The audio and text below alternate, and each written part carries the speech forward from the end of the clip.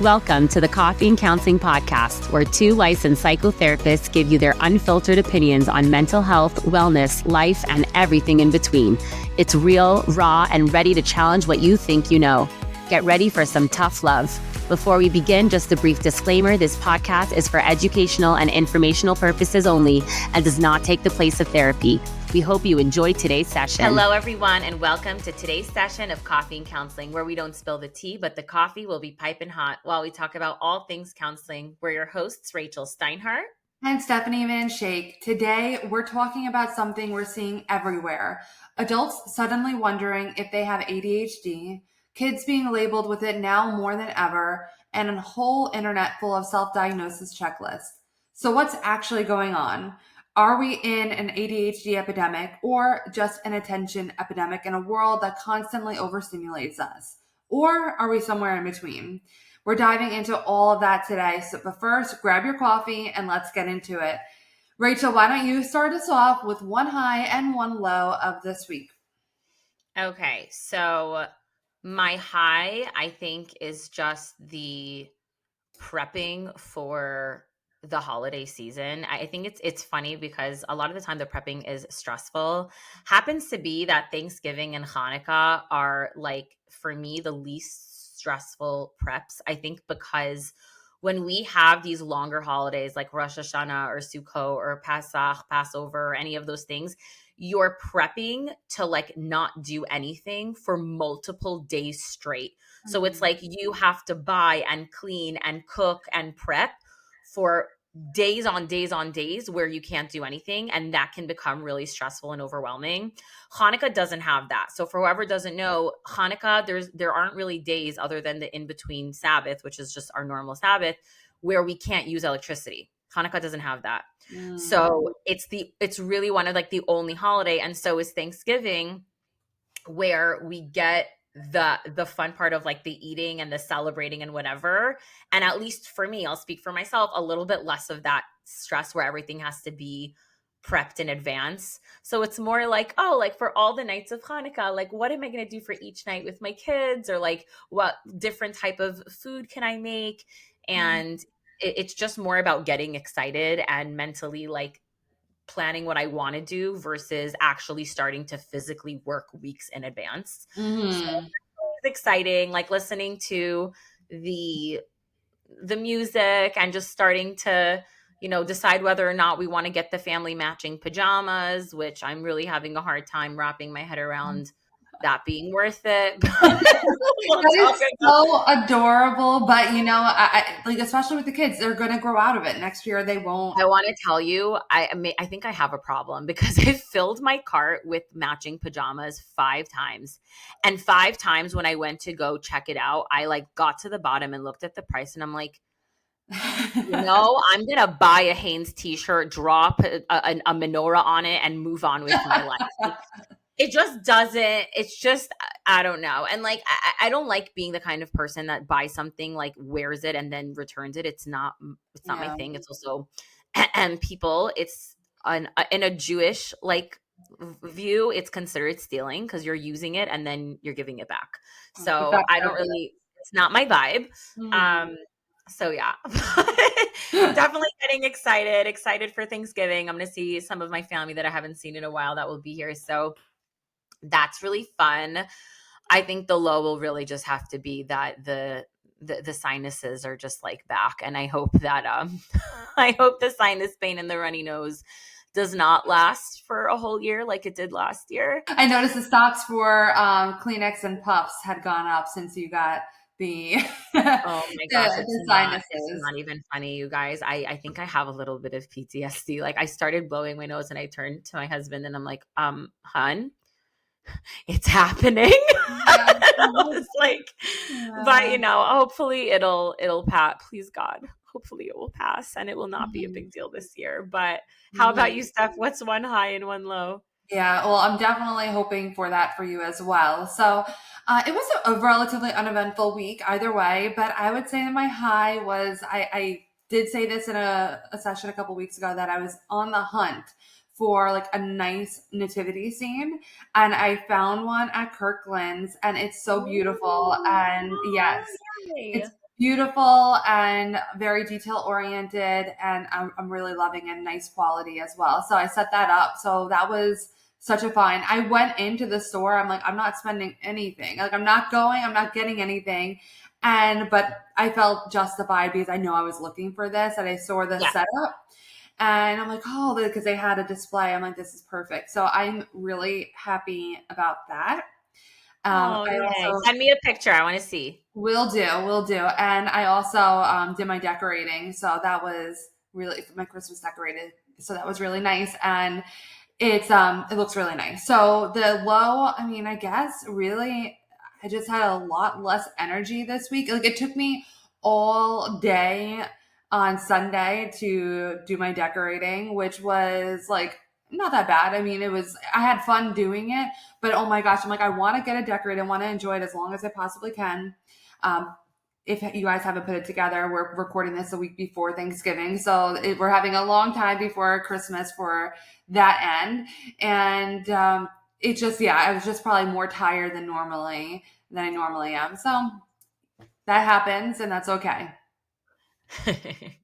Mm, That's awesome. But it's nice to have. I mean, you guys like are no joke with your Christmas decorations. Like the mm-mm, second it becomes like you feel a breeze, like go grab the but you know what? Like I want to tell you, the Jews love it. We literally walk mm, around, we look at the lights. It's so pretty. I think a lot of people have also like I mean, we have our own Hanukkah decorations, but mm.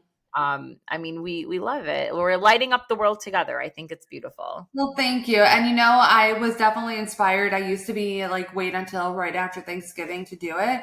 But Mhm. then I really noticed that I'm like, there's so much work. I love my decorations and I just don't feel like I have enough time to enjoy it, especially because now that I'm in Florida, it normally does like the holiday season does involve some travel, which is time away from my decoration. So I don't get to enjoy it Mhm.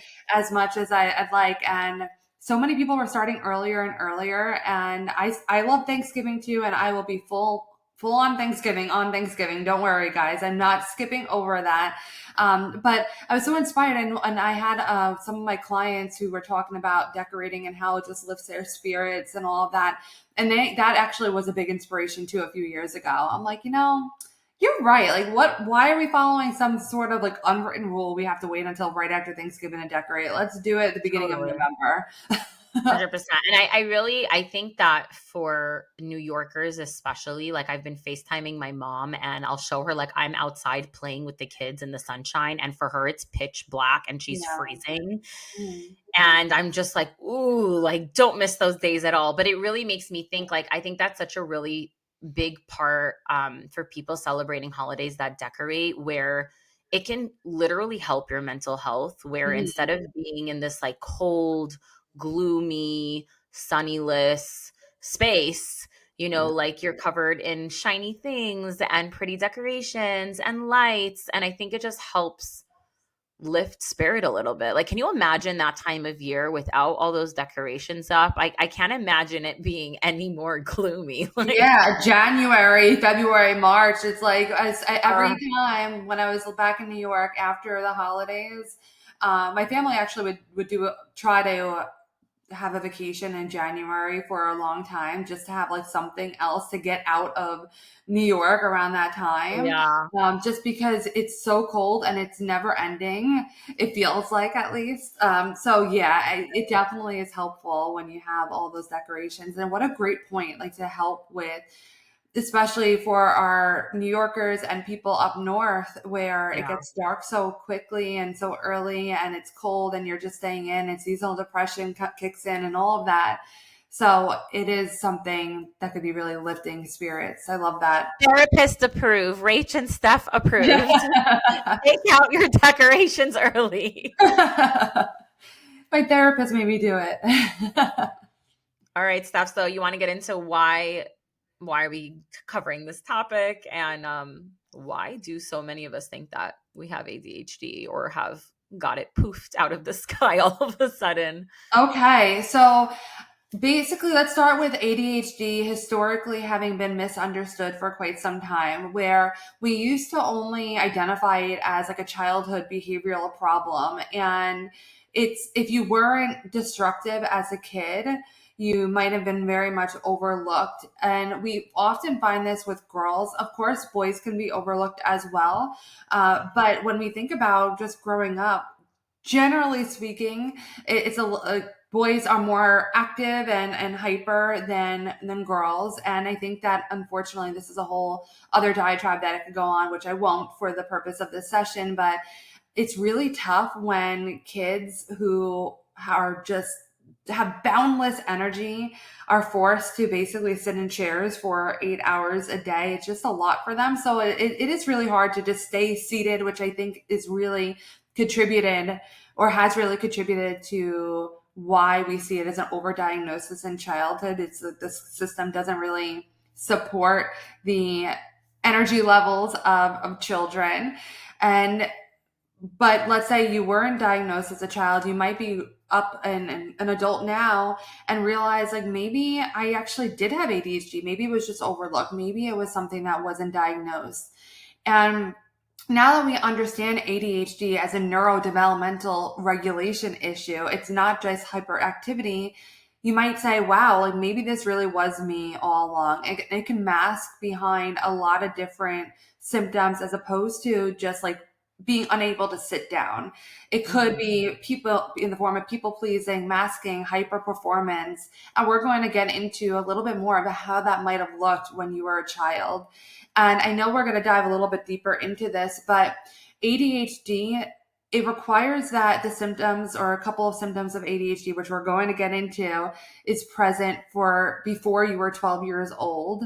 And doesn't mean you had to have been diagnosed before 12 years old, but the symptoms have had to be there. So we're going to, if you're looking at if you are an adult wondering whether or not you have ADHD, we're going to jump back to say, well, what might have been the symptoms in childhood that might have been overlooked that might help to give you an idea as to whether or not you might be needing to look more into this and maybe seek more help for that. Mhm. One of the things that we see that why adults are more aware that maybe they do have ADHD in adulthood when they didn't see it in childhood is as a kid your structure is created for you by adults, and then you become an adult and all of a sudden all these demands are being put on you, and now we see symptoms surfacing. You might have functioned well in school, but now when life turns into more like you have to manage yourself, that could be a nightmare for someone with ADHD. So it could show up when you're managing your finances, work, your routines, your relationships. I actually have this as one of my most common problem when I'm working with young adults who are like fresh out of high school, fresh out of college, and they're done with their education. And all of a sudden now they're building their life from scratch. Mhm. And here's where it gets confusing. I have clients who struggle with this space who very much do have ADHD, and I have clients who struggle with this space who don't, because it's just very overwhelming, honestly. Like your entire life, all you've ever known, all you've ever been, subjected to is here is your life, here's where you have to be, and where you have to be when you have to be there. Mhm. um Here is who you're going to see and where you're going to go, and so much is mapped out for you. And as kids we hate it for for such a long time, but at the same time, when we no longer have it, as much as you might be excited for the freedom, you're kind of like, well, what do I do now?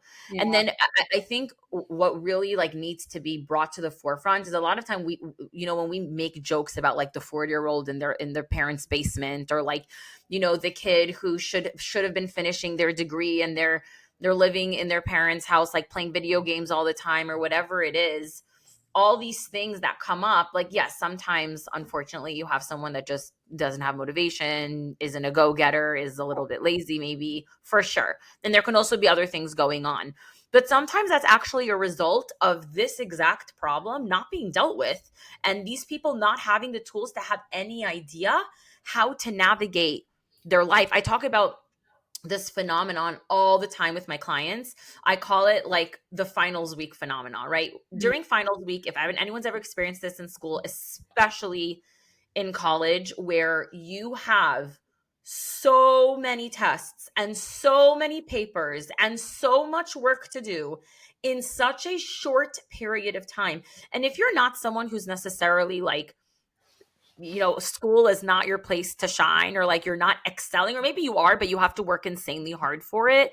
Sometimes what happens is you're like looking at your final schedule and you're looking at when all of these things are due, and your brain goes, I'm gonna turn on Friends now. Like, you Yeah. don't even know where to start. Your brain gets so overwhelmed, which is where that procrastination comes from, because it's like your mind just shuts off. It's like, Mhm. this is too much for me to handle. I don't even know where to begin to tackle this. And your Mhm. brain just starts to find ways to escape because it doesn't know what to do in this situation. And we see this happen in different areas of life, particularly when someone is now like, okay, there is no school, there is no camp, you don't have like some set like teenage job role. Mhm. Figure it out now. Make a schedule from morning to night where you're a productive member of society and accomplishing something. Like, that can feel like a lot for a lot of people. Mhm. Add on to that having ADHD and like forget it. That's really difficult. It's really, really overwhelming, and it can also be really paralyzing. Yeah. Which is one of the reasons that it is so helpful when social media is now becoming showing how it's more relatable and people are understanding more about how ADHD is showing up in adulthood, because now if you're aware that this might be what your issue is, there's something that you can do about it. So we are seeing just a boom of videos on social media about ADHD symptoms like time blindness, which is where you really maybe lose track of time or have no realistic perception of time. Like, you're like, I need to be somewhere at 9 o'clock. And for some reason, no matter what, you can never be on time because you always over or underestimate the amount of time that it's going to, and normally underestimate amount of time that's going to take you to get ready and get to that place. We also see rejection sensitive dysphoria, where we are just exactly as it sounds, more sensitive to rejection. It doesn't have to be a symptom of ADHD, but we are seeing these videos talking more about that, or hyper focus. So when we're able to understand a little bit more about how ADHD shows up in adult life and how it might also show up a little bit differently in girls and women, because a lot of times we are hearing and more so about how it's affected young boy children, it could be different. So we're learning more about how it shows up and identifying how it might be showing up in our own life and wondering, like, maybe I do have ADHD. And then social media, on the other hand, which we're going to talk a little bit more later, there's a lot going on in our world that can like amplify distractibility. We're getting constant notifications. We're trying to do our best with multitasking. And I remember hearing this thing about multitasking that completely like rocked my world and made multitasking never something that I valued again. So I think in our modern society, multitasking has been something like, wow, you can multitask. That's really amazing. Like, good for you. The more that you could do at one time, it's great. And I used to say, like, wow, I'm a really great multitasker. I don't know where I heard this, but it was put like this, where when we are multitasking, we're actually really not multitasking. What's happening is we're not doing multiple things at the same exact time. We're actually rapidly switching focus from one task to another, which like really fragments our attention span.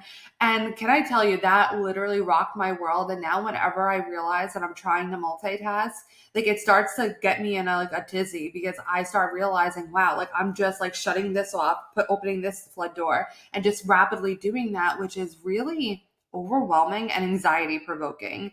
Mhm. So sorry if I ruined multitasking for any of the listeners here. It ruined it for me. So I think it's helpful to be aware of that. And then Yeah. like our apps on our phone, they really are designed to hijack our dopamine and give us dopamine hits, which effectively it is a neurotransmitter, but it acts like a drug in so many ways, where we just keep wanting more hits and more intense hits. So we are constantly seeking different things to stimulate our mind, which it's hard for neurotypical brains. It makes neurotypical brains struggle. But if you have ADHD, that can feel especially that much more overwhelming and paralyzing. And also, when we're talking about the mental health culture having shifted, and social media presenting this more, it could provide so much more relief and validation for people who are recognizing that maybe they are struggling in this. It can be really helpful when we are knowing that the narratives that we've said of our lives, like we're just lazy or messy or too emotional, maybe it's something more than that. Maybe it is something that has been overlooked and you haven't really realized it before. So we are hoping that this can be helpful in increasing self-reflection and willingness to seek answers instead of having more shame surrounded by it. So a late diagnosis of ADHD, like in adulthood, it can bring grief for sure, because you probably look and be like, wow, my life could have been so much easier if someone had caught it before. But now that we're here, it can also provide a lot of relief for finally having an explanation as to why you are experiencing these things. And one more thing before we move on, that some of the things that we experience in our daily lives, like trauma, anxiety, burnout, they can mimic symptoms of ADHD. So if you are constantly struggling with sleep deprivation, chronic stress, high cortisol levels, like trauma related dysregulation and dysfunction, all of which can impair your executive functioning, that can be so similar to how ADHD can look in adulthood. So you might have ADHD, and maybe you'll have a little bit more of an insight as to whether or not you want to get further evaluation to determine that after today's session. But it might not be, and it might actually just be a lot of the symptoms coming through as a result of your exhaustion and overwhelm and overstimulation. Both experiences are totally valid, but they're not the same thing. Let's get into the science and the misunderstandings about ADHD. So let's start with what ADHD actually is versus isn't, right? So a lot of people think ADHD is just, I'm super hyper, I can't stay focused, whatever it is, right? But it's not just being hyper. And at the end of the day, ADHD is often portrayed with being loud or disruptive or high energy. But for many people, it looks literally nothing like that. It's a complex neurodevelopmental disorder that affects attention, motivation, executive functioning, emotional regulation, impulse control, working memory, and the ability to start or to complete tasks, regardless of how quote unquote put together someone might look on the outside. And a lot of the times, these are not things that we notice in other people or even in ourselves, which is why it goes like undiagnosed or misdiagnosed. And the difference between, the hyperactive versus inattentive versus the combined types of ADHD that someone might experience. In ADHD, in adults can show up really quietly.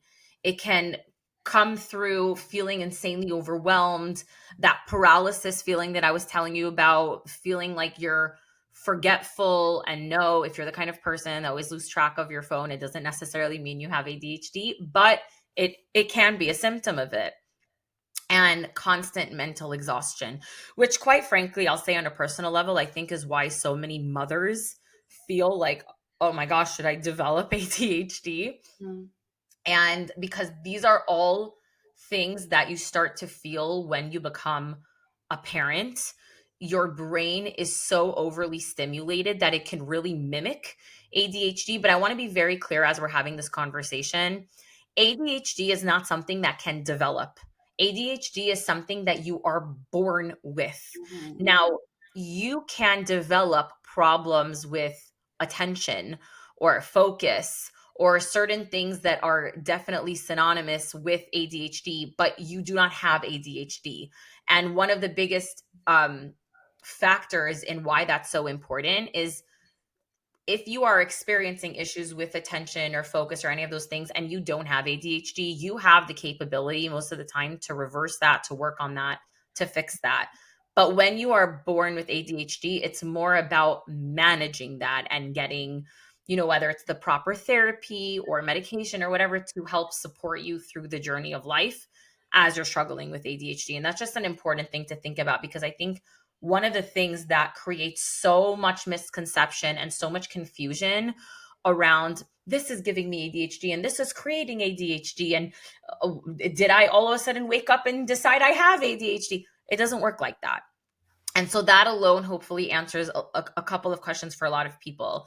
There's also an emotional side of ADHD that rarely gets discussed. Like it's a rejection to sensitivity. Sometimes it includes shame spirals or decision fatigue or a chronic underestimation of effort. And again, if you're relating to any of these things, that doesn't mean you have ADHD, right? There's a whole way in which we go about diagnosing something. So if you guys are relating to any of these things, a lot of the things that we're mentioning are universal experiences of the human life. It doesn't mean you have ADHD. We're just trying to talk about some of the symptoms that when someone does have ADHD, much of the time go unnoticed or don't get correlated with ADHD to, the average person. Why so many people with ADHD were missed as kids, especially girls and high achievers, can be also because of the way that it presents itself. So, executive dysfunction impacts relationships, parenting, work, and daily routines. Again, so many things that can go under the rug. Or if one thing, like I just said, with potentially with girls or with higher achievers, if you're if you're positive in a certain category, sometimes the ADHD goes unnoticed. Um, let's talk about like what ADHD actually feels like internally versus how it's misjudged externally. So a lot of the time people can be experiencing a whole plethora of symptoms that externally you're not seeing, because again we're thinking of the kid that's bouncing off the walls, and you don't have to be that way to be experiencing ADHD. And by the way, that's true even in childhood, which is why some of the times it gets maybe like less noticed in girls, and that can also be an issue of uh like a gender bias where we're so used to seeing it in boys that sometimes it goes over people's head when it shows up for girls. Mm. And also understanding that this is not something that has to do with laziness or willpower. However, as Steph and I like holding you guys super accountable, it's also not an excuse to be lazy or to say that because I don't have willpower, this is going to take over my life. There are things you can do to manage your life with ADHD. There are things you can do to help with all the things that we're mentioning. Mhm. But just like, for your own grace, when you're struggling through the journey of having ADHD and managing your life with it, understanding that like this is not a space where you're choosing it. It's normal that this is something that you're struggling with. Mhm. Um, like yes, like ADHD could be I it can be I lost my keys sometimes, but there are people who lose their keys that don't have ADHD. But here's a great example, right? If you're somebody that struggles with ADHD and you keep losing your keys, stop putting your keys in different places. Pick a spot, put it in the same spot every day. You have the ability to do that. The ADHD doesn't take away your executive functioning to be able to put the key in the same spot to help you, set yourself up for success where you're not losing it every single day. Most of the time, the thing that you're struggling with is if you're putting it in a different place every day, then you are having a hard time recalling where you put it. But if you make the active choice of this is clearly like messing up my day, I can put it in the same spot, like in the kitchen next to my coffee machine every single day, you're not going to have this problem. So there are things that you can do to help yourself in Mhm. this process. Um, and as we go into all of the symptomologies and things that can come up, things that are misconstrued, ways that it doesn't show up, I think I would be doing a disservice, and Steph and I would probably be doing a disservice to not talk about the conversation around the connection between autism and ADHD. What's the overlap? This is a conversation I'm hearing left, right, and center all the time. And I can imagine even for mental health professionals, I think this is a newer conversation and it's Mm. confusing a lot of people. So we just want to touch upon that for a minute. Yeah. So there's really been a lot of discussion around that connection. And both are considered neurodivergent because they involve differences in brain development and in functioning. So, yes, they have that in common and they have overlapping traits. So, right, ADHD and autism share a lot of different characteristics, such as difficulties with attention, executive functioning, and sensory sensitivities, right? Sounds familiar? Yes, that's literally what we're talking about. People can have both conditions, but they are different conditions. And research shows that there is actually a higher prevalence of ADHD in individuals on the autism spectra and vice versa, but they are not one and the same. So let's talk about the definition of like what is actually neurodivergence, right? Both ADHD and autism are considered neurodivergent because they represent natural variations in the human brain. So neurodivergent really means that the that the brain processes information and experiences in the world and interacts with the environment in a unique way that might be different than what's considered like neurotypical, or quote unquote, the word that we hate as therapists, normal, right? It looks different than what's common or what's normal. So whenever you see a behavior and you go, oh, that seems a little quote unquote off, right? Sometimes that's kind of what they're talking about. So, while ADHD is typically characterized by inattention or hyperactivity or impulsivity, right? Autism is more defined by challenges in like social communication, the presence of restricted and repetitive behaviors, and a lot of the time can also be much higher associated with, depending on the level of the spectrum that you're in, like the ability to care for yourself, right? Most of the time, even though with ADHD, you can definitely have people who have a harder time, caring for their daily functioning, but they are like technically with the right tools, I think more capable of getting to that point. Somebody that has like severe autism and is experiencing a certain level of dysfunction might not necessarily, even with the right tools, be able to get to that space. And so depending on where they are on that spectrum, it can really have a different effect on the day-to-day life and the functioning and what that person's future might look like. But I just want to be very, very, very clear. There is very high functioning autism where people are having, full, incredible, wonderful lives. And I mean, they all are. It's just to different capacities and different capabilities. Um, but there is still that overlap in sensory processing differences, in executive functioning issues. And sometimes they will have a co-occurring condition that is similar, like anxiety, for example. A lot of the time, ADHD and anxiety go hand in hand, and definitely autism and anxiety a lot of the time go hand in hand. So there are a lot of similarities, which is why it can be really confusing for people. And researchers are continuously exploring how ADHD and autism intersect and how they can influence each other, because they definitely can. And this really has led to like a more nuanced diagnostic criteria, excuse me, and better support strategies for individuals who might be navigating both. And so this is something that we're constantly getting new information on and new research on. And just understanding that ADHD and autism highlight the diversity of the human brain and how different neurological profiles can share experiences and behaviors. But at the end of the day, they are two separate diagnoses. They're not part of the same spectrum, which I think is one of the things people get a little bit stuck on. Um, and then there's like this trauma and anxiety overlap. So, uh, just to like highlight this nuance, there's this dysregulated service nervous system that really mimics ADHD. So when somebody is like with really like in the depths of their trauma or having really heightened anxiety, what's happening to the nervous system can definitely mimic things in ADHD. So I know, for example, if you're having severe anxiety and you're constantly having racing thoughts, or let's say you have like test anxiety and you can't focus on your test because you're so anxious, that might come off as ADHD, but it's anxiety. And by the way, vice versa. Sometimes that might be, looked at as ADHD or potentially even diagnosed as ADHD, but it could really be an anxiety issue. And the same goes for certain symptomologies of trauma.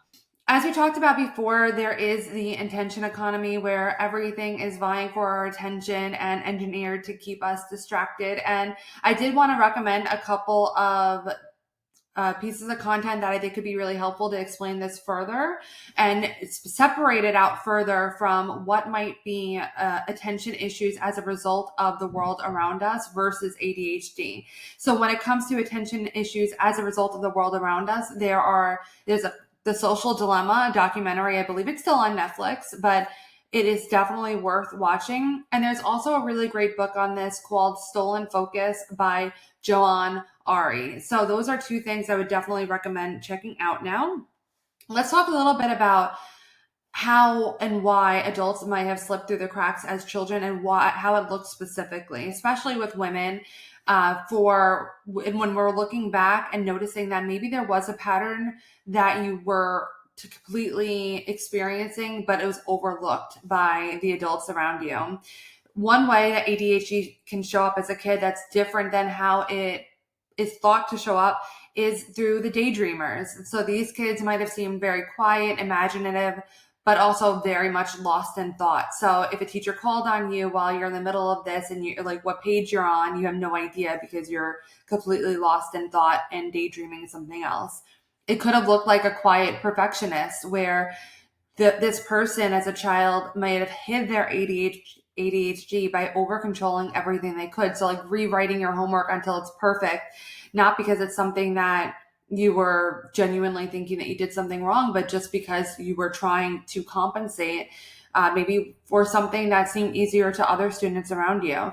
It could have looked like being a people pleaser, where you avoided drawing attention to your struggles and being overly agreeable, like just nodding whenever the teacher would talk, even instead of asking, could you repeat that? Or I don't really understand, and asking for more help. It could also have looked like you were a straight A student, but you were really struggling with internal chaos. Like you got great grades, but no one saw that you were up every night till like crazy hours, rereading assignments, maybe crying over the stress. So any of those, if you're looking back and being like, well, if you're an adult right now and saying, maybe I do have ADHD, but you're looking back, I wasn't really that kid jumping out of my chair. If any of these might have shown up as patterns for you, that might have been ADHD in disguise from you being a child. It's important to become aware of this, not to limit yourself, but rather turn this into empowerment and know what we can do from here, which we will get into, like what we can do now that we're more aware that this could be something I'm struggling with.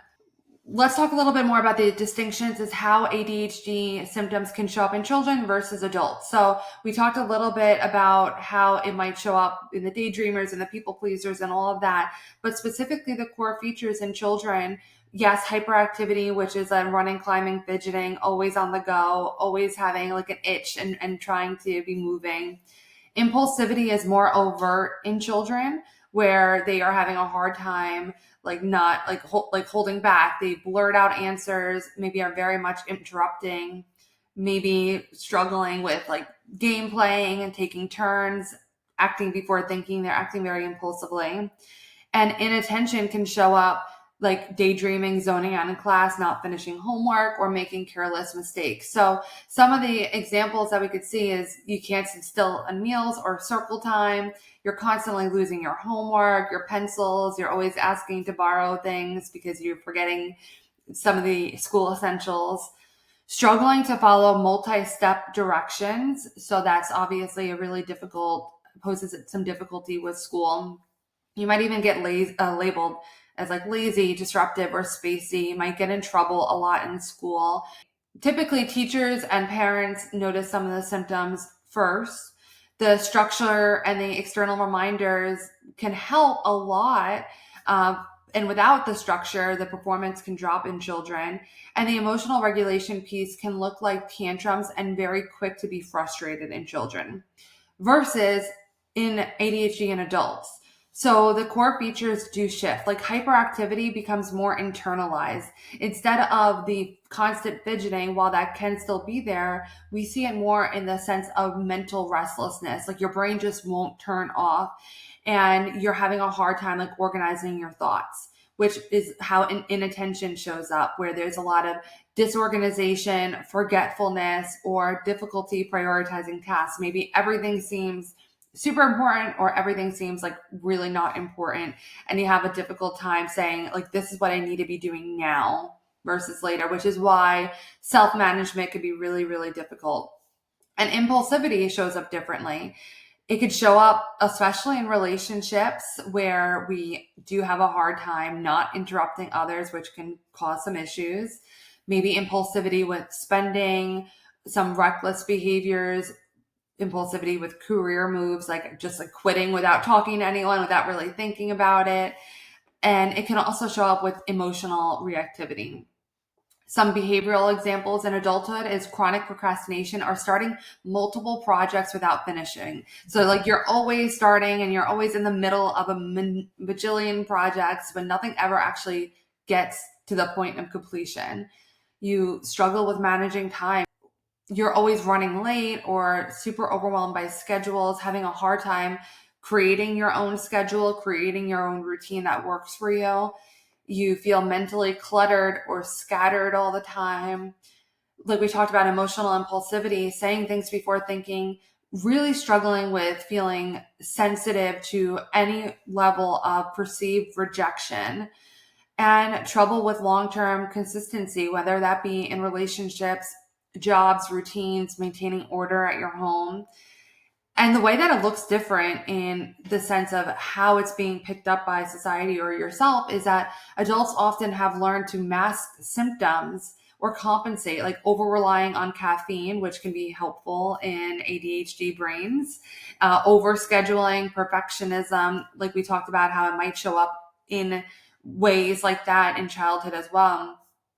The struggles often are internalized. Like there could be a lot of shame, burnout, or labeling yourself as like lazy despite working so much harder for simpler tasks that maybe other people do not work as hard to complete.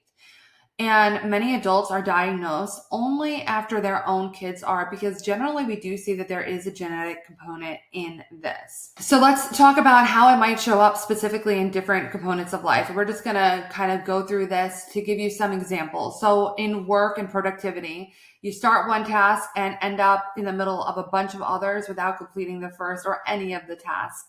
You might find that you thrive with procrastination. Like if you have a deadline, all of a sudden you have a burst of productivity. The overwhelm, like Rachel talked about before, like having a million things to do can turn into like, I'm just going to turn on an episode of Friends. Like you're just paralyzed. You're not going to do anything.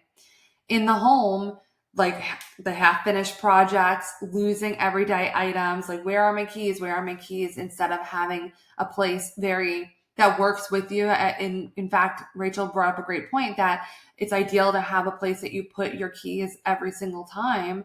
And more than anything, to help with that, it's having it where you just walk in, because probably if you're struggling with ADHD, if you're carrying grocery bags, you take the grocery bags in, you drop it on the kitchen counter. If you have your purse, you throw it in your purse and you walk in and put it in your room, instead of having it somewhere super duper accessible.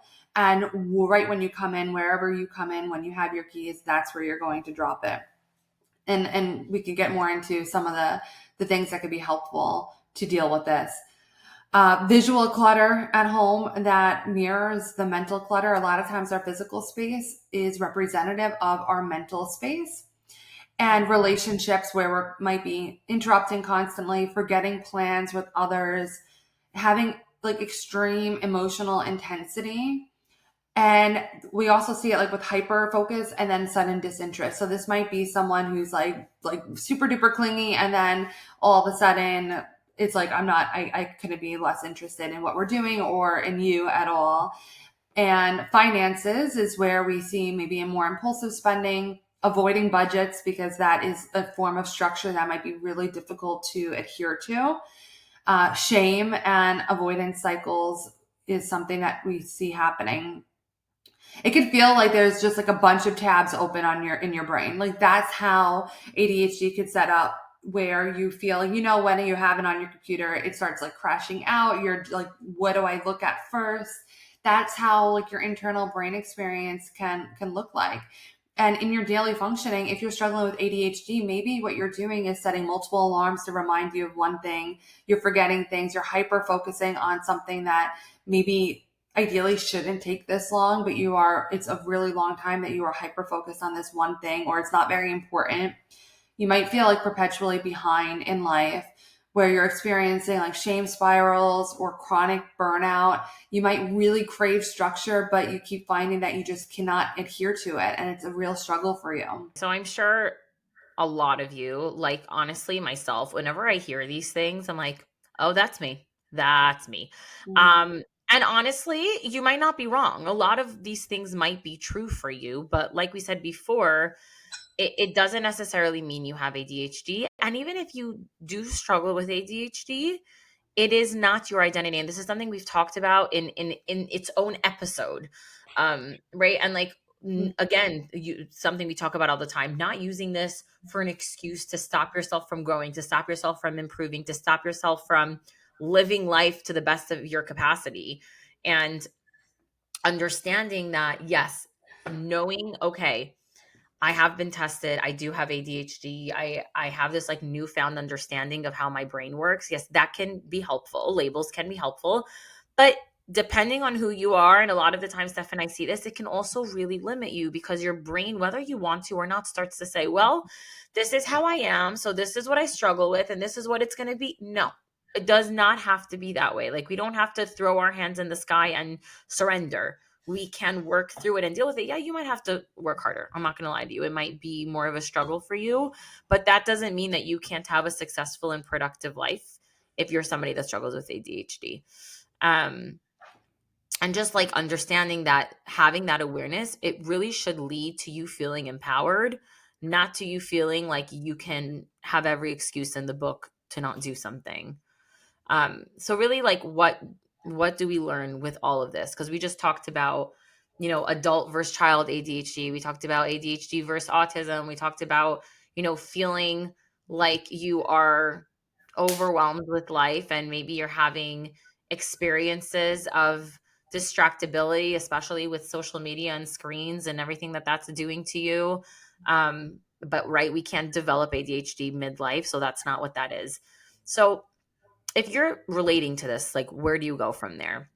First of all, talk to a therapist, get properly evaluated if you need to with maybe a psychiatrist, a psychologist. Um, you can go to a neuropsychologist. Shout out to my father-in-law. He's an incredible neuropsychologist who specializes in ADHD. But here's what you shouldn't do. Don't go to TikTok or Instagram or any other app for that matter to start diagnosing yourself. Do not have a 7 hour, like, nonstop conversation with ChatGPT to get to the bottom of like evaluating yourself as to whether or not you have this mental disorder. Okay. ChatGPT did not go to graduate school. And Mhm. you writing yourself a checklist is not going to do anything. Listen, if you have certain concerns, you can definitely write them down and bring them to a professional and discuss those concerns with the professional, and we actually encourage that. But for you to start writing a list of all the things that you feel are wrong with you just so that you can diagnose yourself, or so that some guy from God knows where is diagnosing you and that never met you and doesn't know that they're doing that, please don't. Please just don't.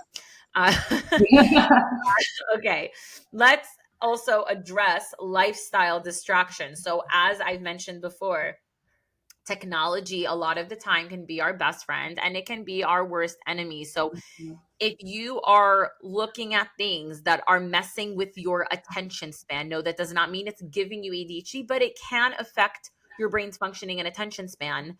That can be undone. So if you start setting boundaries with TV, with computers, particularly with your phone and social media, which is literally built to, you know, mess with your mind and shorten your attention span, which is why the length of reels has become so short. And if we don't figure out how to say something in less than 30 seconds, it doesn't go anywhere because people can't focus for longer than that anymore. That's not because every person on earth has developed ADHD. It's because social media has literally made our brain not be able to focus. That's why you might find yourself now, you're in a world where you're watching a movie while you're folding laundry, while you're on Instagram, while you're on the phone with your friends. Like, just sit down and do one thing at a time and see how you're Mhm. able to handle it.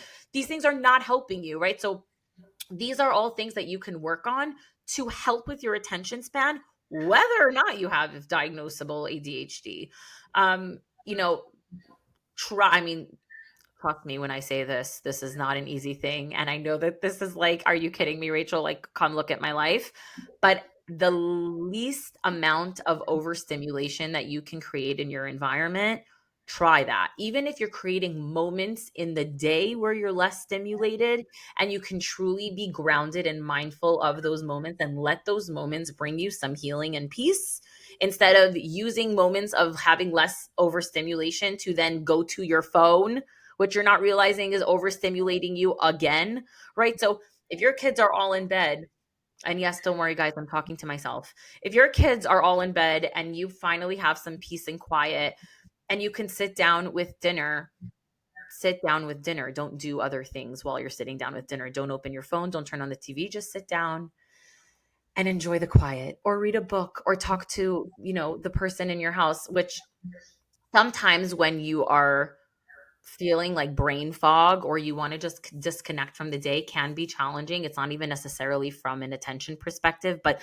these are all things that can help like wire and regulate your brain to be able to hold your attention, for longer. Making sure you're getting enough sleep, guys. We did a whole episode on sleep. Lack of sleep, you're not helping yourself. Focusing on something when you're running on no sleep, yeah, good luck with that because that's not going to go over well. um, and trying to not, overextend yourself. If you can, make a simpler routine. And I don't mean a simpler routine by don't accomplish as much during the day.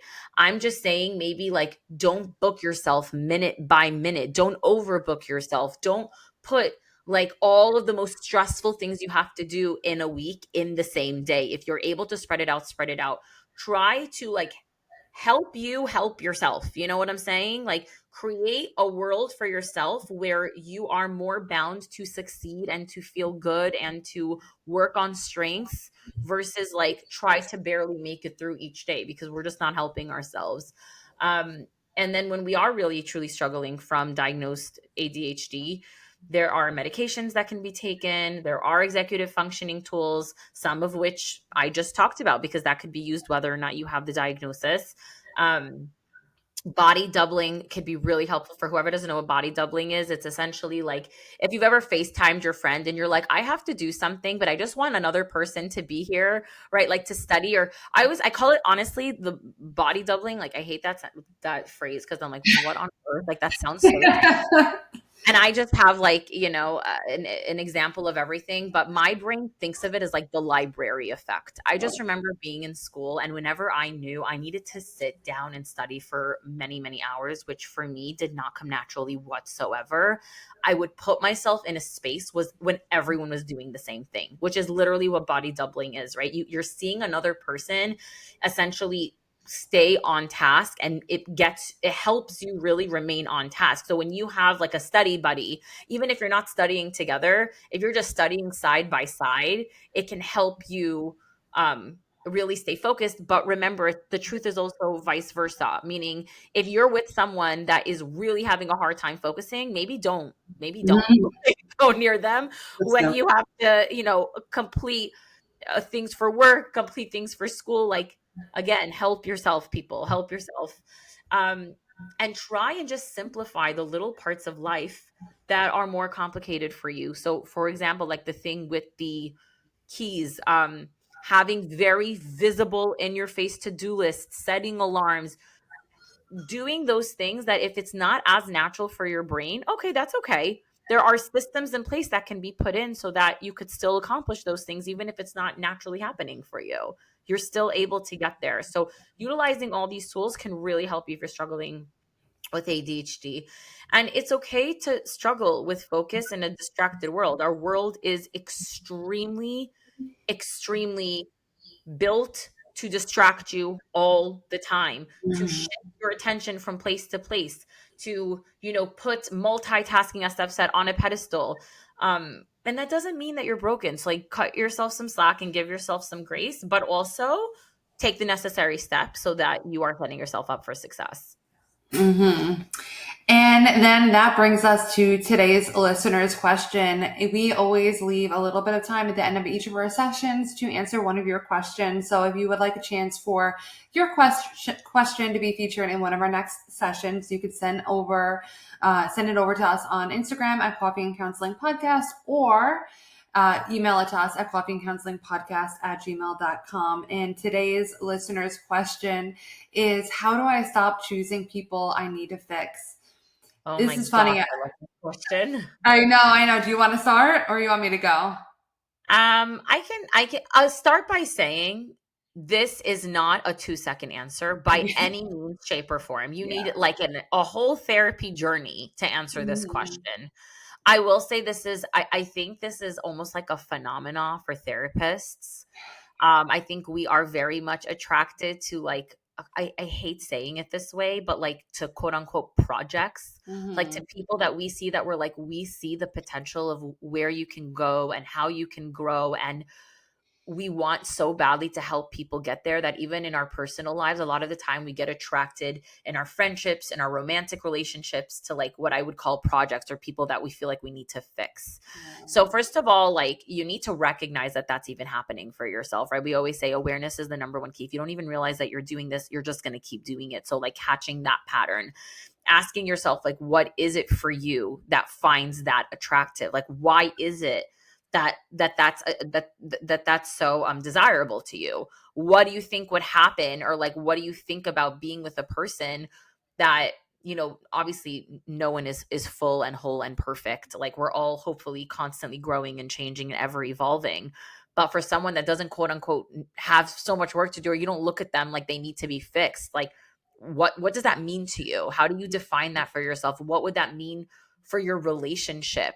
um like how would that make you feel? Maybe that it's doing something for you that you don't like. Maybe it's taking away a role that's really important to you. So there's so much to delve into there, and just realizing like what would happen if I tied myself, whether through a friendship or family or romantic relationship, to a person that I see as needing fixing, but the fixing never happens. Am I Mhm. going to be happy with that for however long I'm in this relationship, especially because I see this a lot in romantic relationships. If you are in a long-term relationship or in a marriage, like do you want to look at that person and think for the rest of your life, I need to fix them? Like Mhm. that, like I think a lot of the time they think like, oh, this is attractive, because a lot of the time movies romanticize this concept of like you fix the person. And it doesn't really turn out like that a lot of the time in life. Like you need to take people at face value, because they might grow and change, and we hope they do, but we can't tie ourselves to someone with the expectation that that is what's going to happen. I always say, whoever is a fan of Nicholas Sparks, one of my favorite movies is A Walk to Remember. For whoever hasn't seen that, like I please go, Mm. because oh my gosh, it's an incredible movie. But whenever I hear The this question, tissues, though. yeah, oh my god, so many tissues. But whenever I hear this question, that is the first thing I think about, because I remember being so young and having the type of personality that I had. That is exactly how I viewed this. It was like the basis of the storyline was like good girl, bad boy, like she inspires him, he totally changes, blah blah blah. And I'm sitting there thinking like, yeah, I'm going to be like the voice of reason for some, random whatever. Guys, let me just cut you a lot of headache, heartbreak, and just, waste of your life. It does not work like that. Yeah, yeah. You said it perfectly. I don't think that there's really much for me to add, other than just, I know you said it, this is a real phenomenon for therapists. And I would also include in that the people who go to therapy. A Yes. lot, Oh because my gosh. you're so much more aware going through the process of therapy, that I think you become more hyper aware of the people around you that could benefit from things. And also, I do believe that in most healthy relationships, there is this component where it's a great thing to be like helping each other to improve and like bringing out the best in the other person. But there is a big distinction with that from this concept of like fixing a person. Yeah. And I think Rachel did a great job at explaining that. This could be a whole a whole thing on its own for sure. Maybe it will be. Maybe we'll make an entire an Yeah, entire episode just on this topic. I think that would be a great idea. So thank you everyone for tuning into today's session. We hope that you'll consider sharing this with anyone who you think could be finding it helpful or interested in the topic. And we're encouraging you as well to reflect on how attention, stress, or emotional regulation impacts your daily lives. And feel free to share whatever reflections you have. Like I said, over to our Instagram at Coffee and Counseling Podcast, or email us whatever you'd like at coffeeandcounselingpodcast@gmail.com. We did mention a few different resources, which we will mention and we will discuss in the show notes. So check that out. And we hope you join us again next Tuesday for our next session. Thank you guys so much for being here. Like, subscribe, and comment any thoughts below. Thank you so much for being with us today. Please follow our Instagram at Coffee and Counseling Podcast and send any questions you have about any topic to us via direct message for a chance for your question be featured in one of our next sessions. You can also email us your questions or topic suggestions at coffeeandcounselingpodcast@gmail.com. Make sure to check out some of our other sessions available to you right now. Once you drink up all of those and your coffee, come back next Tuesday for our next session. The information shared in this podcast is for educational and informational purposes only and does not constitute therapy or mental health advice. Listening to this podcast does not establish a therapeutic relationship between you and the hosts. If you are in need of support, we encourage you to seek help from a qualified mental health professional. This podcast is not a substitute for individualized care. We do offer individualized therapy. If you're interested in individual therapy with one of us, please visit our practice website and send us an email to set up a free consultation call. All of the links and our contact info will be in the show notes.